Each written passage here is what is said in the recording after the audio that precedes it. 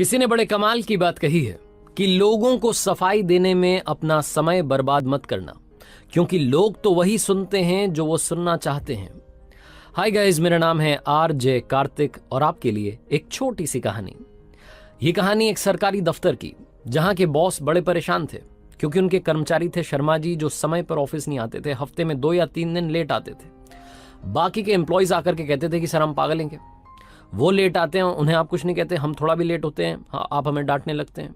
शर्मा जी बड़े सीनियर थे, काफ़ी समय से ऑफिस में थे, सब उनकी इज्जत करते थे, व्यवहार में बड़े अच्छे थे। लेकिन बॉस चाहते थे कि इनको भी समय पर ऑफिस बुलाया जाए। ये सही नहीं है जो ये कर रहे हैं। रोजाना आकर के जब भी लेट होते थे कोई कहानी सुनाते थे कि आज वो हो गया था, ये हो गया था। बॉस ने अपने सुपर बॉस से बात की, लेकिन उन्होंने कहा अरे कोई बात नहीं, शर्मा जी अच्छे इंसान है, उनको छोड़ दो, उनको कुछ मत कहो, आने दो, लेट आते हैं तो। लेकिन बॉस ने ठान लिया था कि शर्मा जी को भी समय पर ऑफिस बुलाना है। बॉस ने डिसाइड कर लिया कि अगले हफ्ते में एक भी दिन अगर लेट होंगे तो एक्शन लिया जाएगा। 2-3 दिन शर्मा जी सही समय पर आए, गुरुवार के दिन शर्मा जी लेट हो गए। सब लोग ऑफिस पहुंच चुके थे, शर्मा जी का कोई अता पता नहीं था। बॉस ने चपरासी से कहा कि एक काम करना, आ जाएं, सीधे मेरे कैबिन में भेजना। शर्मा जी दौड़ते भागते पहुंचे, आधे 1 घंटे लेट हो गए थे। चपरासी ने कहा अरे बड़े साहब बुला रहे हैं, कैबिन में जाइए। कैबिन में पहुंचे तो बॉस शर्मा जी को देखते ही बिफर पड़े, डांटने लगे कि क्या चल रहा है आपका।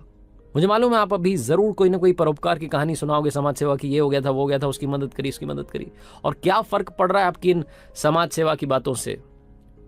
आप यहां ऑफिस में टाइम पर आइए, अभी आप घर जाइए, छुट्टी की एप्लीकेशन दीजिए 3 दिन की, अगले हफ्ते सोमवार को आना। बॉस ने सीधा सीधा डांट करके भगा दिया।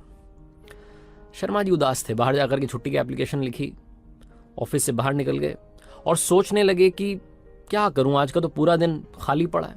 एक काम करता हूं, वो सुबह जिस बच्चे की वजह से लेट हो गया था, जिसे हॉस्पिटल पहुंचाया था, एक बार जाकर के देख लेता हूं क्या हुआ। उस बच्चे का एक्सीडेंट हो गया था, कहीं कुछ ज्यादा गंभीर चोट तो नहीं है, क्योंकि वही बच्चा था जिसकी मदद करने की वजह से शर्मा जी को आज डांट पड़ी थी, छुट्टी की एप्लीकेशन देनी पड़ी थी। यही सब सोचते हुए पहुंच गए अस्पताल। हॉस्पिटल में जाकर के डॉक्टर से पूछा कि बच्चे के हाल क्या है। डॉक्टर ने कहा आप टाइम पर लेकर के आ गए, बच्चे की जान बच गई। और सुनिए, उस बच्चे के मम्मी पापा आए हैं, उनसे मिल लीजिए। डॉक्टर साहब शर्मा जी को लेकर के उस बच्चे के मम्मी पापा से मिलवाने गए, और जहां उस बच्चे के मम्मी पापा से शर्मा जी मिले, शॉक्ड थे। इशारों में कहने लगे सर वो आपका बेटा है।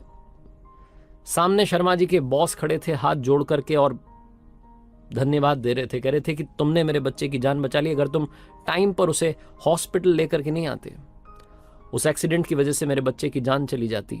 और बस शर्मा जी एक ही बात कहूंगा, फर्क तो पड़ता है, आपकी समाज सेवा से बहुत फर्क पड़ता है। छोटी सी कहानी है, लेकिन हम सब के लिए बहुत बड़ा मैसेज देती है।